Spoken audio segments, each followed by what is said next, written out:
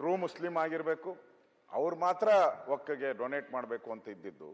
1995ನೇ ಇಸ್ವಿಯಲ್ಲಿ ನರಸಿಂಹರಾವ್ ಅವರ ಸರ್ಕಾರ ಇದನ್ನು ಬದಲಾವಣೆ ಮಾಡಿ ಎನಿ ಪರ್ಸನ್ ಅನ್ನೋ ಸೇರಿಸಿದ್ರಿಂದನೇ ಇವತ್ತು ಇಷ್ಟೊಂದು ಅನಾಹುತ, ರೈತರ ಒಂದು ಜಮೀನು ಲೂಟಿ ಆಗುವಂಥದ್ದಕ್ಕೆ ಕಾರಣ. ಇದನ್ನೇ ನಾವು ಇವತ್ತು ತುಷ್ಟೀಕರಣ ರಾಜಕಾರಣ ಅಂತ ಇವತ್ತು ನಾವು ಹೇಳ್ತಾ ಇರೋದು. ಸನ್ಮಾನ್ಯ ಅಧ್ಯಕ್ಷರೇ, ಈಗ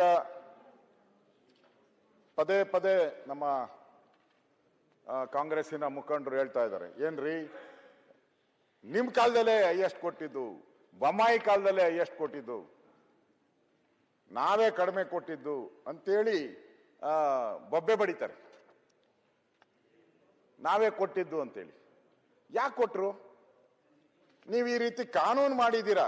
ಏನ್ ಕಾನೂನು ಮಾಡಿದ್ದೀರಾ ಅಂತ ಹೇಳಿದ್ರೆ, ಸೆಕ್ಷನ್ 5ರಲ್ಲಿ ಏನ್ ಹೇಳ್ತೀರಾ ಅಂತ ಹೇಳಿದ್ರೆ,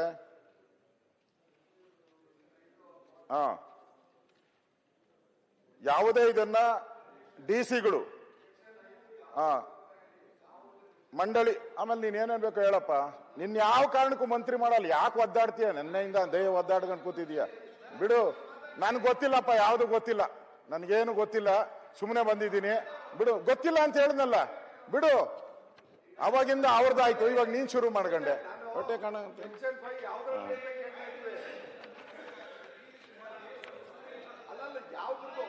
ಡಿಸಿ ಒಂದು ಬಾರಿ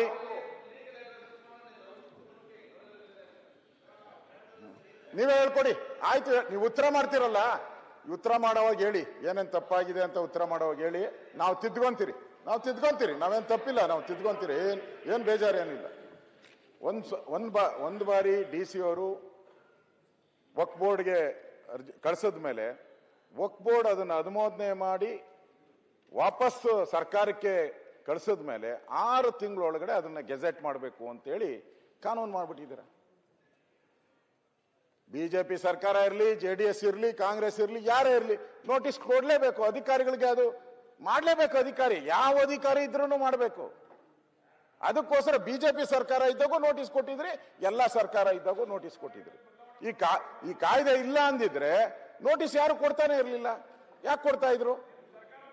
ನಾವೇನು ಮಾಡಿಲ್ಲಲ್ಲ. ಈಗ ಇದು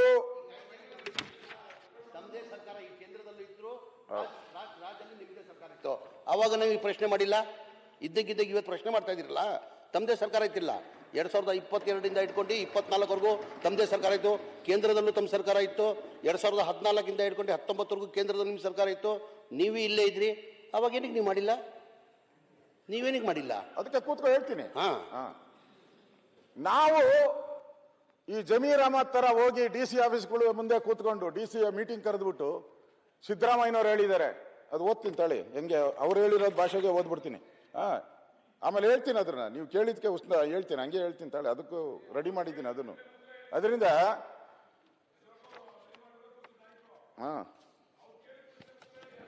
ಆರಾಮ್ಸೆ ಹೇಳ್ತೀನಿ, ಅದನ್ನು ಬರ್ಕೊಂಬಂದಿದ್ದೀನಿ. ಅದನ್ನೇ ಹೇಳ್ತೀನಪ್ಪ. ಹೇಳಕ್ ಬಿಡು. ನಿಮ್ಗೆ ಯಜಮಾನಿಕೆ ಕೊಟ್ಟಾಗ ನೀವೇನು ಮಾಡ್ಲೇ ಇಲ್ಲ. ನಿಮ್ಗೆ ಅಧಿಕಾರ ಕೊಟ್ಟಾಗ ಏನು ಮಾಡ್ಲಿಲ್ಲ ನೀವು. ಅವ್ರ ಜನ ರಕ್ಷಣೆ ಮಾಡ್ತಾರೆ, ನಿಮ್ ಜನ ನೀನಾಗ ರಕ್ಷಣೆ ಮಾಡಲ್ಲ. ನೀವು ಹೇಳಿ ಅದನ್ನ. ಸೆಂಟ್ರಲ್ ಗವರ್ನಮೆಂಟ್ ನೀವೇ ಅಧಿಕಾರ ಇದ್ರಿ, ಇದ್ರಿ. ಈಗ ಅಧ್ಯಕ್ಷರ ಬದಲಾವಣೆ ಮಾಡ್ಕೋಬೇಕು. ಮಧ್ಯೆ ಮಾತಾಡಿದ್ರೆ ನಾನು ಗೌರವಾನ್ವಿತ ಜಮೀರ್ ಅಹಮದ್ ಅವ್ರು ಏನ್ ಹೇಳಿದ್ದಾರೆ ಅದಕ್ಕೆ ನಾನು ಬರ್ಕೊಂಬಂದಿದ್ದೀನಿ. ಇದೇ ಮುಂದೆ ಬರ್ತೈತೆ ಅದು. ಅಲ್ಲಿವರೆಗೂ ಸಮಾಧಾನವಾಗಿರಿ. ನಂದು ಫ್ಲೋ ಆಗೋದು ಬೇಡ ಅಂತ ಕಂಟಿನ್ಯೂಸ್ ಓದ್ತಾ ಇದ್ದೀನಿ. ಸಮಯ ಕಡಿಮೆ ಇದೆ ಅದಕ್ಕೋಸ್ಕರ. ಅದರಿಂದ ಇಲ್ಲಿ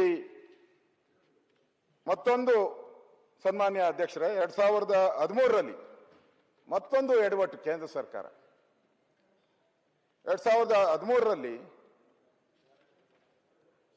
ಮನಮೋಹನ್ ಸಿಂಗ್ ಅವರ ಸರ್ಕಾರ ಕೊನೆ ಎಂಡ್ ಅವ್ರದ್ದು, ಇನ್ನೇನು ಸರ್ಕಾರ ಹೋಗ್ಬೇಕು, ಆ ಸಂದರ್ಭದಲ್ಲಿ ಒಂದು ಆಕ್ಟ್ ಮಾಡಿದ್ರು. ಅದು ಏನು ಅಂತ ಹೇಳಿದ್ರೆ, ಅದರಲ್ಲಿ ಯಾರ್ಯಾರು ಅಧಿಕಾರಿಗಳಿರ್ತಾರೆ, ಅಧಿಕಾರಿಗಳೆಲ್ಲರೂ ಮುಸ್ಲಿಮರೇ ಇರಬೇಕು. ಆಮೇಲೆ ಸರ್ಕಾರದಿಂದ ಯಾರ್ಯಾರು ಸೆಕ್ರೆಟರಿಗಳನ್ನ ಹಾಕ್ತೀರಾ, ಅವರೂ ಮುಸ್ಲಿಮರೇ ಇರಬೇಕು. ಈ ತರದ ಒಂದು ಮಾಡಿದ್ರಲ್ಲ, ಇದು ನಮ್ಮ ಇದಕ್ಕಿದೆಯಾ? ನಮ್ಮ ಹಿಂದೂಗಳಿಗೆ ಕಾಯ್ದೆ ಇದೆಯಾ ಈ ತರ? ನಾನು ಕಂದಾಯ ಸಚಿವನಾಗಿದ್ದೆ. ನಮ್ಮ ದೇವಸ್ಥಾನದ ಒಂದು ಇದರಲ್ಲಿ ಇದೆಯಲ್ಲ, ಯಾರು ಮುಸ್ಲಿಮರು ಬಂದು ತಹಸೀಲ್ದಾರ್ ಇರ್ತಾರೆ, ಅದಕ್ಕೆ ನಾವು ಅವ್ರನ್ನ ಡೆಪ್ಯೂಟ್ ಮಾಡ್ತೀರಿ. ಅವ್ರಿಗೆ ಯಾರು ಬೇಕಾದರೂ ಇರ್ಬೋದು. ಇವ್ರಿಗೆ ಸ್ಪೆಷಲ್ ಆಗಿ ಏನ್ ಬಂದಿತ್ತು ಅಂತ, ಸ್ಪೆಷಲ್ ಆಗಿ ಹೆಂಗ್ ಕೊಟ್ರಿ ಇವ್ರಿಗೆ? ಇದು ತಾರತಮ್ಯ ಅಂತ ಹೇಳೋದು. ಇವತ್ತು ತಾವು ಹೇಳ್ತೀರಾ ಎಲ್ಲರೂ ಕೂಡ ಮುಸ್ಲಿಮರೇ ಇರಬೇಕು ಅನ್ನೋದು ನೀವು ತಂದಿರೋಂಥ ಕಾಯ್ದೆ. ಕೇಂದ್ರ ಸರ್ಕಾರ ಬಡ್ಜೆಟ್ ಮಂಡನೆ ಮಾಡ್ತೈತೆ. ಬಡ್ಜೆಟ್ ಮಂಡನೆ ಮಾಡಬೇಕಾದ್ರೆ ಹಲ್ವಾ ತಯಾರು ಮಾಡ್ತಾರೆ. ಹಲ್ವಾ ತಯಾರು ಮಾಡೋದ್ರ ಬಗ್ಗೆ ಮೊನ್ನೆ ನಮ್ಮ ಕಾಂಗ್ರೆಸ್ಸಿನ ಕೇಂದ್ರದ ನಾಯಕರು ಒಬ್ರು ಹೇಳಿದ್ರು, ಹಲ್ವಾ ತಯಾರು ಮಾಡೋದ್ರಲ್ಲಿ ರಿಸರ್ವೇಶನ್ ಯಾಕಿಲ್ಲ, ಅದರಲ್ಲಿ ಎಲ್ಲಾ ಜಾತಿಯವರು ಇರ್ಬೇಕಲ್ಲ, ಮೈನಾರಿಟಿ ಇರ್ಬೇಕಲ್ಲ, ಇದರಲ್ಲಿ ಯಾಕೆ ಎಸ್ಸಿಗಳಿಲ್ಲ? ಈಗ ಯಾರ್ದೋ ಒಂದು ಎಸ್ಸಿ ಜಮೀನು ಅಶೋಕ್ ಸಾಬ್ರೆ ವಕ್ಫ್ ಬೋರ್ಡ್ ಅಂತ ಹೇಳಿದ್ರು. ಎಲ್ಲ ಮುಸ್ಲಿಮ್ಸ್ ಇದ್ರೆ ಅವ್ರು ಹೆಂಗೆ ಕ್ಲೈಮ್ ಮಾಡ್ತಾರೆ ಸರ್? ಈಗ ಒಬ್ಬ ದಲಿತ ಸರ್ ಇಲ್ಲಿ ಒಂದ್ ನಿಮಿಷ ಕೇಳಿ ನೋಡಿ, ಒಂದೇ ನಿಮಿಷ ಈಗ ಮಾತಾಡ್ತಿರಲ್ಲ, ಚರ್ಚೆ ಇಲ್ಲ, ಅದು ಪಾರ್ಲಿಮೆಂಟ್ ಅಲ್ಲಿ ತಗೊಂತವ್ರ ಬಿಲ್, ಅಮೆಂಡ್ಮೆಂಟ್ ಬಿಲ್ ತರ್ತಾರೆ. ನೀವು ಚರ್ಚೆ ಏನ್ ಮಾಡ್ಬೇಕಾಗಿರೋದು? ಏನ್ ಎಲ್ಲಾ ರೈತರು ಜಾಗ ತಗೊಂಡ್ಬಿಡ್ತಾವ್ರೆ, ಖಾತಾಗಳು ಮಾಡ್ಬಿಡ್ತೀವಿ ಅಂತ ಹೇಳಿದಿರಲ್ಲ, ಅಪ್ರಚಾರ ಮಾಡಿದಿರಲ್ಲ, ಜನಗಳಿಗೆ ತಪ್ಪಾಯ್ತು, ಅದ್ ಬಗ್ಗೆ ಚರ್ಚೆ ಮಾಡಿ. ನೀವು ಅದ್ ಬಗ್ಗೆ ಅಲ್ಲಿ ಚರ್ಚೆ ಮಾಡಿ, ಅಲ್ಲಿ ಪಾರ್ಲಿಮೆಂಟ್ ಅಲ್ಲಿ ಚರ್ಚೆ ಮಾಡಕ್ ಹೇಳಿ. ಈಗ ಯಾಕೆ ಬಗ್ಗೆ ಪಾರ್ಲಿಮೆಂಟ್ ಅಲ್ಲಿ ಚರ್ಚೆ ಮಾಡ್ಬೇಕಾಗಿರೋದು? ಏನು ನೀವು ಏನ್ ಪ್ರಚಾರ ಮಾಡಿದೀರಾ, ಅಪ್ರಚಾರ ಮಾಡಿದೀರಾ? ಎಲ್ಲ ರೈತರ ಆಸ್ತಿ ತಗೊಂಡ್ಬಿಟ್ಟವ್ರೆ, ದೇವಸ್ಥಾನಗಳು ತಗೊಂಡ್ಬಿಟ್ಟವ್ರೆ, ಹಂಗ್ ಮಾಡ್ಬಿಟ್ಟವ್ರೆ. ಅದ್ ಬಗ್ಗೆ ಚರ್ಚೆ ಮಾಡಿ ಸರ್. ಅದ್ ಬಗ್ಗೆ ಏನಕ್ಕೆ ಮಾತಾಡ್ತೀರಾ ನೀವು? ತಗೊಂಡ್ ಬರ್ತಾರೆ ಪಾರ್ಲಿಮೆಂಟ್ ಅಲ್ಲಿ ಬಿಲ್, ಎಲ್ಲ ರಾಜ್ಯದಲ್ಲಿ ಮೀಟಿಂಗ್ ಮಾಡಿದ್ದಾರೆ, ಅವ್ರು ತಗೊಂಡು ಅಲ್ಲಿ ಪಾರ್ಲಿಮೆಂಟ್ ಅಲ್ಲಿ ಡಿಸ್ಕಷನ್ ಮಾಡಿ, ಅಲ್ಲಿ ಮಾಡಿ ಡಿಸ್ಕಷನ್. ಇಲ್ಲಿ ಡಿಸ್ಕಷನ್ ಅಗತ್ಯ ಇಲ್ಲ. ನೀವು ಮಾಡಿರೋದು ಆರೋಪ ಮೇಲೆ ಡಿಸ್ಕಷನ್ ಮಾಡಿ. ನೀವೇನು ಆರೋಪ ಮಾಡಿದೀರಾ ಡಿಸ್ಕಷನ್ ಮಾಡಿ. ನೋಡಿ, ಸಮಯ ಕಡಿಮೆ ಇದೆ, ಇಲ್ಲ ಕ್ಲಾರಿಫಿಕೇಶನ್ ಸಮಯ ಕಡಿಮೆ ಇದ್ದಿದ್ದಕ್ಕೆ ಪಾಯಿಂಟಿಗೆ ಬನ್ನಿ ಅಂತ ನಾನು. ಈಗ ಜಮೀರ್ ಅಹಮದ್ ಏನು ಅಬ್ಜೆಕ್ಷನ್ ಇಲ್ಲ, ಪಾಯಿಂಟಿಗೆ ಬನ್ನಿ. ಆಯ್ತು, ಪಾಯಿಂಟಿಗೆ ಬನ್ನಿ. ಅದಕ್ಕೆ ನಾನು ಜಮೀರ್ ಅಹಮದ್ ಅವ್ರಿಗೆ ವಿನಂತಿ ಮಾಡ್ತೀನಿ. ಅವರು ದೊಡ್ಡ ಲೀಡ್ರು, ಮಂತ್ರಿ, ಅವರು ಒಂದು ಟೈಮ್ ಬೇಕಾದ್ರೆ ಮುಂದಕ್ಕೆ ಹಾಕ್ಬಿಡಿ. ಅವ್ರು ಏನೇನು ಬರ್ಕೊಡ್ತಾರೋ ಬಂದ್ರೆ ಎದುರು ಓದ್ಬಿಟ್ಟು ನಾನು ಹೊಟ್ಟೋಗ್ತೀನಿ ಮನೆಗೆ. ಅವ್ರು ಏನು ಹೇಳ್ತಾರೋ ಹಂಗೆ ಹೇಳ್ಬಿಟ್ಟು ಹೋಗ್ತೀನಿ ನಾನು. ನಂದೇನು ಅಬ್ಜೆಕ್ಷನ್ ಇಲ್ಲ, ಬರ್ಕೊಡ್ಲಿ ಅವ್ರು. ಅವ್ರೇ ಇದೇ ಹೇಳ್ಬೇಕು, ನೀನು ಇದೇ ಹೇಳ್ಬೇಕು ಅಂತ ಹೇಳಿದ್ರೆ ನನ್ಗೇನತ್ತೆ, ನಾನು ಹೇಳ್ತೀನಿ. ನಾನ್ ಬರ್ಕೊಟ್ಟಿದ್ದು ಹೇಳಿದ್ರ? ಯಾವಾಗ್ಲೂ ಇದೇ ತರ ಅವ್ರ ಮೇಲೆ ಹೇಳ್ತೀರಾ ಹಿಂಗೆ? ನಮಗೆ ಹಕ್ಕೈತೆ, ವಿರೋಧ ಪಕ್ಷಕ್ಕೆ ಹಕ್ಕೈತೆ, ಹೆಂಗ್ ಎಕ್ಸ್ಪ್ಲೈನ್ ಮಾಡ್ಬೇಕು ಅಂತ ನಮ್ದೇ ವಿಧ ಇದೆ. ಜಮೀರ್ ಅವ್ರಿಗೆ ಅವ್ರದೇ ವಿಧ ಬೇರೆ, ನಮ್ಮದೇ ವಿಧ ಬೇರೆ. ನಮ್ಮ ಸ್ಟೈಲಲ್ಲಿ ನಾವ್ ಹೇಳ್ತೀರಿ, ಕೇಳೋ ಅಂತ ಪೇಷನ್ಸ್ ಬೇಕು. ತಪ್ಪಾಯ್ತಿ ಕೊಡ್ಬಾರ್ದಿಲ್ಲ ಸರ್. ಆಯ್ತು, ತಪ್ಪಂದ್ರೆ ನೀವು ಉತ್ತರ ಕೊಡ್ತೀರಲ್ಲ, ಜಮೀರ್ ಅಹಮದ್ ಉತ್ತರ ಕೊಡ್ತಾರ, ಅವತ್ತು ಹೇಳಿ ನಮ್ಗೆ ಇಂತಿಂತ ತಪ್ಪು ಮಾಡಿದ್ರ ಹೇಳಿ, ಪರವಾಗಿಲ್ಲ. 5 ದಿನದಿಂದ ನೋಡಿದ್ದೀನಿ ಸಮಯ ಹೆಂಗ್ ವ್ಯರ್ಥ ಆಗತ್ತೆ ಅಂತ. 5 ದಿನದಿಂದ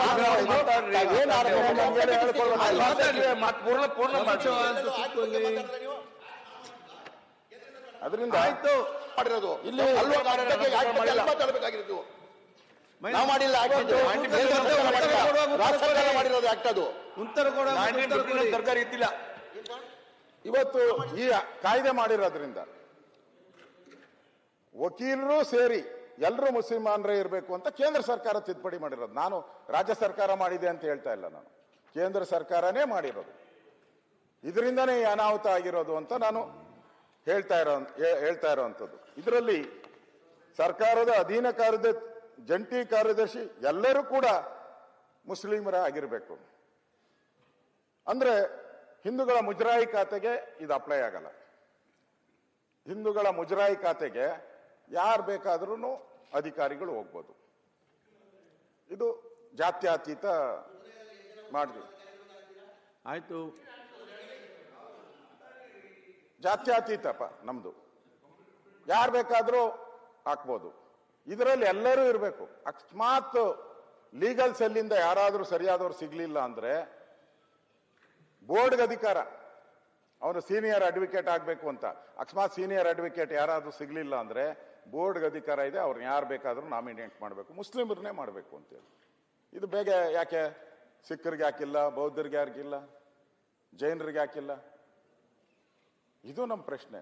ಅದಕ್ಕೆ ಬರ್ಕೊಂಡ್ಲಿ, ಅವ್ರು ಬರ್ಕೊಂಡು ನನಗೆ ಉತ್ತರ ಕೊಡ್ಲಿ, ನಿಧಾನದ ಪರವಾಗಿಲ್ಲ. ಇದರಿಂದನೇ ಇವತ್ತು ಈ ಅಧಿಕಾರ 1995ರಲ್ಲಿ ಕಾಂಗ್ರೆಸ್ ಅಧಿಕಾರದಲ್ಲಿದ್ದು, ಈ ಕಾಯ್ದೆ ತಿದ್ದುಪಡಿ 1913ರಲ್ಲೂ ಕೂಡ ಕಾಂಗ್ರೆಸ್ ಸರ್ಕಾರನೇ ಕೇಂದ್ರದಲ್ಲಿದ್ದು. ಈ ರೀತಿ ಮಾಡೋದ್ರಿಂದನೇ ಕೂಡ ಸನ್ಮಾನ್ಯ ಸಭಾಧ್ಯಕ್ಷರೇ, ಇವತ್ತು ಇನ್ನೊಂದು ಈ ಕಾಯ್ದೆಯಿಂದ ಏನು ಸಮಸ್ಯೆ ಆಗ್ತಾ ಇದೆ ಅಂತ ಹೇಳಿದ್ರೆ, ಈ ಕಾಯ್ದೆಯಲ್ಲಿ ಇನ್ನೊಂದು ಬಹಳ ಪ್ರಮುಖವಾಗಿ, ಈಗ ಒಬ್ಬ ರೈತ ಇರ್ತಾನೆ, ಅವನು ರೈತ ಈ ವಕ್ಫ್ ಬೋರ್ಡ್ದು, ನನ್ನ ಹೆಸರು ಪಾಣಿನಲ್ಲಿ ವಕ್ಫ್ ಬೋರ್ಡ್ ಅಂತ ಆಗ್ಬಿಟ್ಟಿದೆ ಅಂತ ಹೇಳಿದ್ರೆ, ಆ ರೈತ ಕೋರ್ಟಲ್ಲಿ ಪ್ರೂವ್ ಮಾಡಬೇಕು, ದಾಖಲೆ ಇಟ್ಕೊಂಡು ಇದು ನನ್ನ ಆಸ್ತಿ ಅಂತೇಳಿ ಪ್ರೂವ್ ಮಾಡಬೇಕು. ಅದೇ ಕಂಪ್ಲೇಂಟು ವಕ್ಫ್ ಬೋರ್ಡ್ ಏನಾನ ಕಂಪ್ಲೇಂಟ್ ಕೊಟ್ಬಿಡ್ತು ಅಂತ ಇಟ್ಕೊಳ್ಳಿ, ವಕ್ಫ್ ಬೋರ್ಡ್ ಕಂಪ್ಲೇಂಟ್ ಕೊಟ್ರೆ ವಕ್ಫ್ ಬೋರ್ಡ್ ಅವರು ಆ ಆಸ್ತಿನ ನನ್ನದು ಅಂತ ಪ್ರೂವ್ ಮಾಡಂಗಿಲ್ಲ. ರೈತ ಆದ್ರೆ ಅವನ ಆಸ್ತಿನ ನನ್ನದು ಅಂತ ಪ್ರೂವ್ ಮಾಡಬೇಕು. ಆದ್ರೆ ವಕ್ಫ್ ಬೋರ್ಡ್ ಕಂಪ್ಲೇಂಟ್ ಕೊಟ್ರೆ